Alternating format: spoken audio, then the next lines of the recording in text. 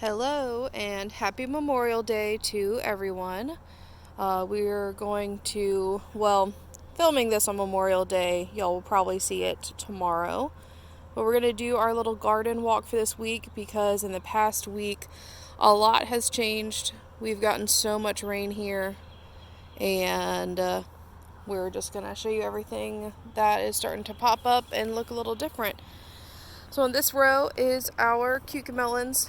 They are starting to really attach to the trellis really well. Hopefully you can see that.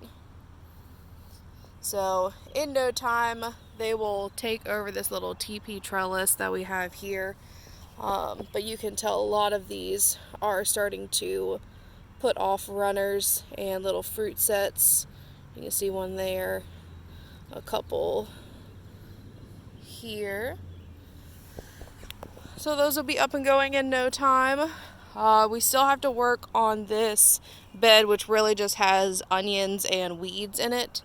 But the onions are here and they've been in since like January, so they're getting to a pretty good size.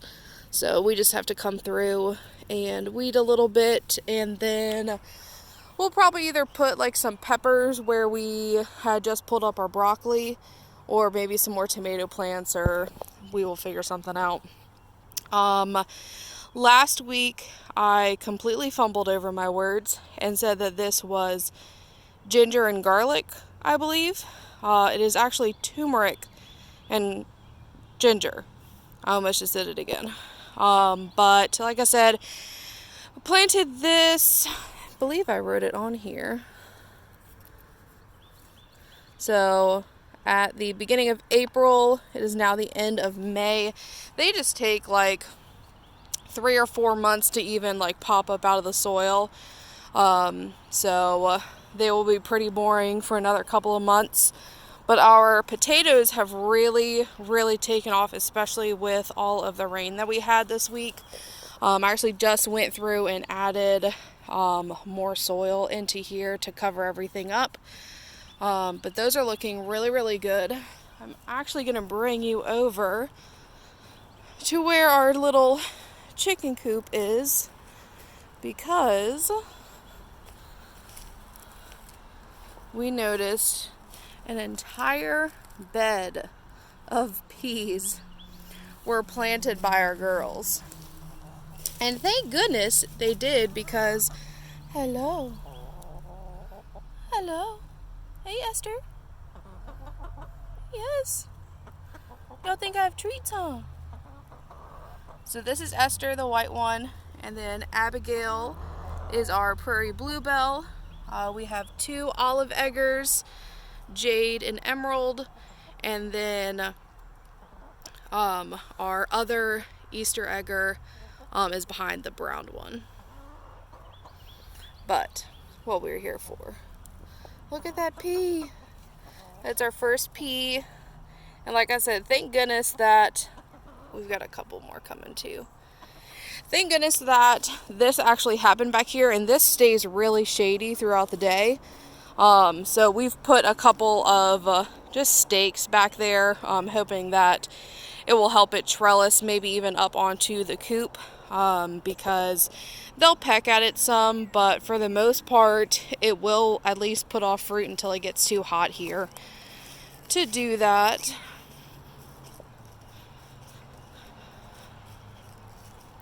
Alright, so we still have some of our brassicas are still going really well. I think that they really, really liked all of the rain that we had this week too. I feel like they've jumped up a lot recently, especially like this purple cabbage. And you can kind of see where the Brussels sprouts here in the center are starting to actually get taller.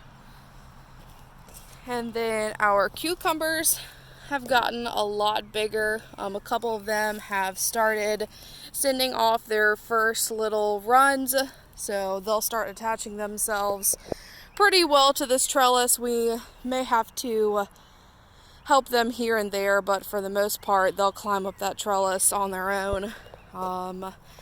Couple of carrots that, like I said, just got forgotten last time. And so they're popping up really well. And this is our Romanesco broccoli. So still not heading up yet, but they're really big and beautiful and healthy. So I would think any day that we would start seeing something, but not quite yet. Our garlic and onions are still doing very well. We actually started getting, and all of the really good ones are on the other side, but our scapes have started to come in. I think I said on the last garden tour, I was like, man, we haven't seen any scapes. And then it was like this week I was out here and I was like, man, they're everywhere.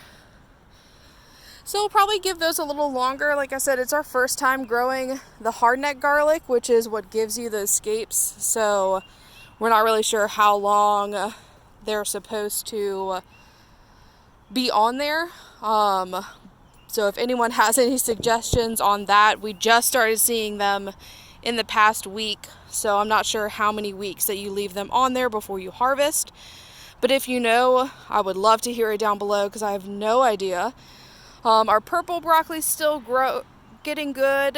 They're not growing as fast as everything else. I'm not sure if that is because everything else is under cover and they're not, or if it's because some of like the trees that we have cast shade on this side, but not here quite as much during the day. But I just came out here this morning and gave fish emulsion to everything, so hopefully that helps it out. Raspberries are still doing good. I think we actually, oh no, I thought we had a flower, but we don't. I think that's just from where all the birds are always here. The green beans are starting to pop up and get big. We did go through here yesterday and plant in some of these bald spaces, so that way the bed can kind of fill out, and it will actually work out because we'll be able to harvest about half the bed, and then the other half will be probably about 3 or 4 weeks behind it, so that will actually be really well. This is one of our tomato rows, and a couple of them, you can't really see it from this angle, but a couple have started to get big enough that they're soon going to be needing assistance attaching to the trellis. But they all look really good. Some of these are even starting to put off some blossoms, but these ones that are smaller, probably until they reach this bottom part, which is about, I don't know, maybe like a foot and a half from the ground. Until they reach up here, I always just pinch them off. Like this one, for instance, has one right there, and I'll probably leave it. It's right there at the trellis, and it seems to be growing new growth pretty good, and I'll just kind of keep an eye on how many blossoms it's putting out at a time. And this one is doing really well. I think this is one of our San Marzanos. We grow a lot of these for as our like paste tomato, so these are growing really well. I think I actually snipped off quite a few suckers from this plant halfway through the week and started rooting those, and we will use those just in case we get like an early blight or anything like that. We are in Virginia, and sometimes it just gets really, really humid, and it's just hard to fight off once they have it. So we normally take suckers from some of the bigger plants and then root them, and we'll keep them in pots until either they need to be potted up to something larger and just live the rest of their life in a pot, or if we need to transplant it, you know, taking a place of something else in the garden that is not doing quite as good, then we'll do that. And then these are some of our slicers. So a lot of these are like right there at the bottom of the trellis. So all of their blossoms now can stay, and they will start being tied up probably this week as they grow. But see, like this one is not quite to the trellis height, so I'll go ahead and pick these off. And the reason that I've always been told to do that is just while they're still small and just have been put into the garden a couple of weeks ago, it will help the plant focus on developing good roots, and then you'll have a healthier plant and you'll always get more blossoms down the road. Our pepper bed is looking pretty good. Everything is, like I said, loving the rain that we had this week. And a couple of things I think just didn't survive being transplanted, but we have plenty of extras that we'll just be able to plug into there as they get older. And then this is on the other side of that tomato trellis, but this is where we have, like, it's basically a flower, a couple of drying peppers, and then another flower, and it just keeps on going. And this one is one of the ones that we picked up. So this is a dragon cayenne pepper, and it is already getting some blossoms on it, which is awesome. One of our nasturtiums that has gone crazy, but it's so pretty. So for those of you that don't know, this is an edible flower, and they're really delicious. They kind of taste like a radish, maybe a tiny bit sweeter than a radish, but they are very, very good. And then some of the others, we have some paprika through here, some Thai chilies, regular cayenne pepper, and I believe something else. I think just a lot of cayenne pepper. Just a lot of stuff that we can dry and use for seasonings throughout the year. We just got this trellis put up today, so it goes a majority of the way through the bed. On this side of it, we have 3 tomatillo plants, which they just got put in today as well. So they will grow like weeds. As soon as they're in and established, they grow really, really fast. And they're a little bit more spread out than the tomatoes, just because they bush out and they get really big and they do take up a lot of space. And while we'll be able to weave them through the trellis, we just wanted to make sure that they had enough space that they weren't really choking anything else out. Also, if you are trying tomatillos, do just know that you have to have more than one plant. Tomatillos are something that needs another plant of the same kind in order to pollinate. So you want to at least have 2, and then any more than 2 is even better, kind of thing. And these are all of our cherry tomatoes, which they look really, really great. So they look very, very healthy. And I feel like they're almost growing at the rate of everything else, even though they went in about 2 weeks after the other tomato bed. And I think that just has to do with the original tomato bed went through a time where it was pretty cool at night sometimes, and I had to come out here and cover them with either totes or frost blankets or things like that, just because we had some weird nights where it just gets really, really cold. So I think that they're almost taking off at the same rate, which is great, but that is because they just had some cool nights, and it just kind of stunts the growth a little bit. And then some of our drying peas are back here. We're finishing up some of these beds, so some ancho grande peppers will kind of fill in the other half of this where the beans are not, and then we'll be able to go through and pick out weeds and everything like that. And then on this side of that trellis wall is basically where we have some more flowers, just to entice some of the pollinators to come out to the garden, and some sets of sweet peppers. So we have another nasturtium. These are Murasaki pepper. So they are a purple pepper that I've heard is very, very good. And then here we have some banana peppers. I think some of my banana peppers got injured a little bit. So 2 of these we did grab from a local nursery, and then another one is one that survived, thank goodness. So banana peppers, another nasturtium, and then these are some shishito peppers.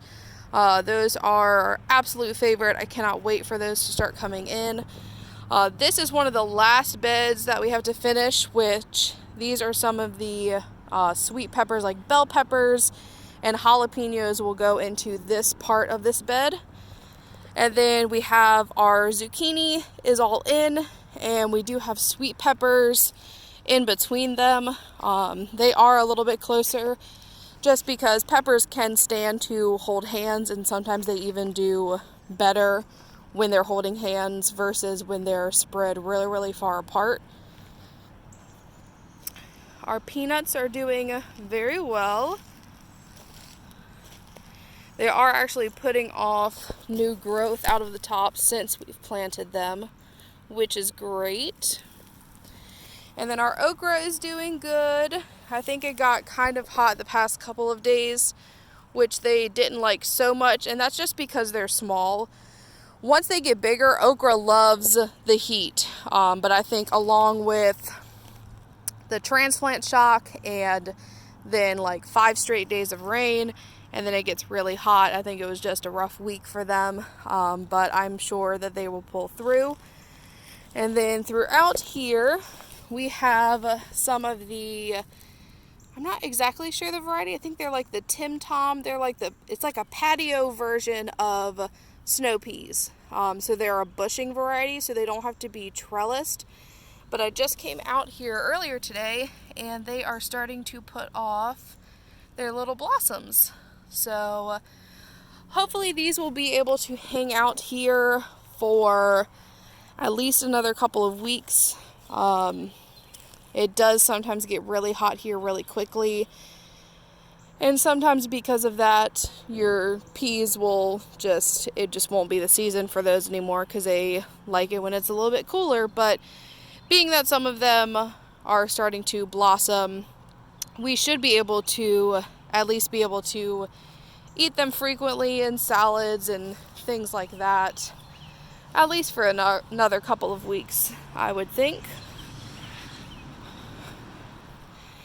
And then we're going to go over to the back side of the garden.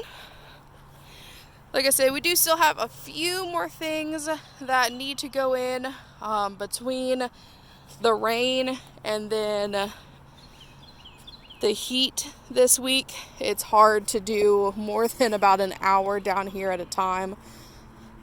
But these are some of our trailing peas, which those are still doing really great.